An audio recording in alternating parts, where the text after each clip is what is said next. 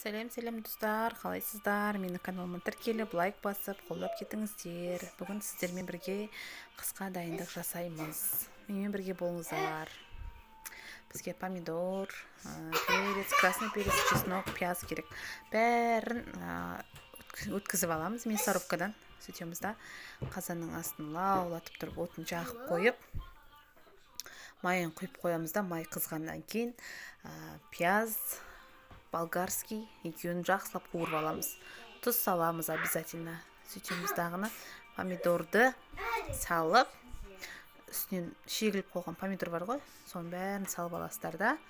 Салғаннан кейін тұзын, қара бұрышын, укробын бәрін дұрыстап, әдемілеп чесногын бәрін салып алыңыздар. Жақсылап қайнатып, максимально қайнатып алыңыздар, өйткені банка атып кетпес үшін.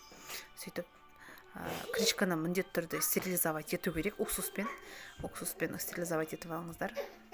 Осындай керемет банка дайын.